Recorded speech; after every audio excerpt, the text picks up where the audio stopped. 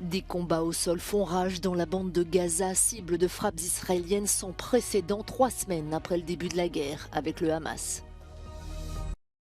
En Ukraine, ces femmes réclament la démobilisation des soldats après 18 mois sur le front, mais la pression des forces russes rend quasi impossible une rotation.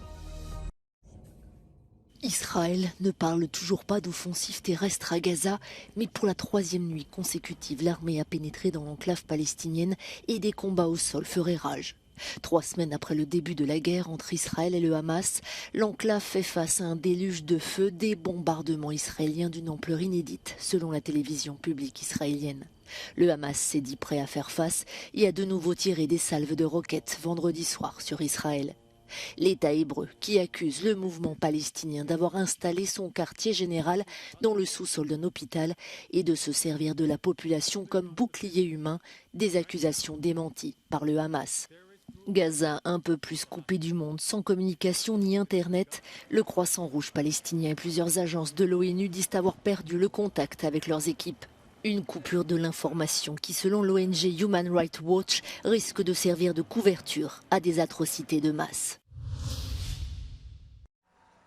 Comment imaginer accoucher dans l'enfer qu'est devenu la bande de Gaza, dans le bruit des bombes, au milieu des gravats?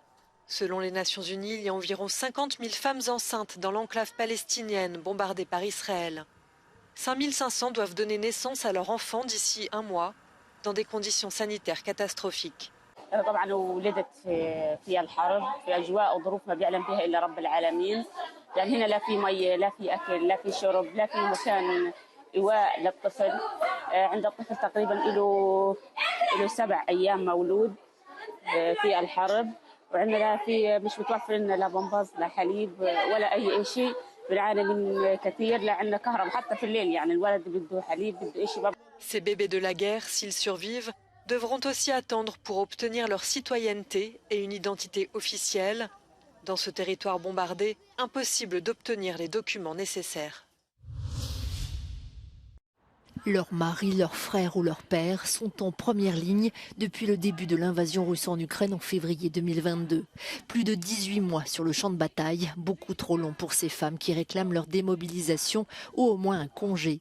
Une pétition en ce sens aurait déjà reçu 25 000 signatures. Вони всі втомилися, як психологічно, так і фізично. Вони не можуть з початку війни там стояти і захищати нас всіх українців. Потрібно їм дати відпочинок. La situation sur la ligne de front ne semble cependant pas très propice à une rotation massive des troupes. L'armée russe augmente la pression près d'Avdiivka, dans la région de Donetsk, en essayant d'encercler et de contrôler la ville. Alors que l'Ukraine se prépare à un hiver éprouvant et anticipe déjà de nouvelles frappes massives sur ses infrastructures énergétiques, l'ONU dit s'inquiéter quant à une éventuelle escalade de la violence due à la fourniture continue d'armes. ArcelorMittal n'est plus le bienvenu au Kazakhstan. Le président Tokayev ordonne la fin de la coopération avec le géant mondial de l'acier, qualifié de pire entreprise de l'histoire. Le pays entend reprendre le contrôle de la filiale locale d'ArcelorMittal, une nationalisation qui intervient après un nouvel accident mortel ce samedi. Au moins 32 mineurs ont perdu la vie pour des raisons encore inexpliquées. Une vingtaine d'autres sont toujours sous terre. 252 mineurs étaient présents au moment du drame.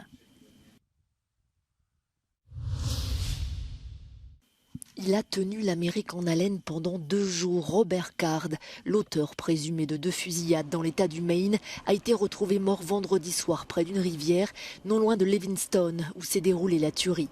Selon les autorités, l'homme se serait suicidé. Pour le président américain comme la gouverneure de l'État, c'est la fin de 2 jours d'angoisse. I'm breathing a sigh of relief tonight, knowing that Robert Card is no longer a threat to anyone. I know there are some people, many people, who share that sentiment, but I also know that his death may not bring solace to many. But now is a time to heal. Mercredi soir, armé d'un fusil, ce réserviste de l'armée avait ouvert le feu dans un bowling, puis dans un bar-restaurant, tuant 18 personnes et faisant 13 blessés. Cette tuerie est la pire aux États-Unis depuis celle de l'école d'Uvalde au Texas en 2022.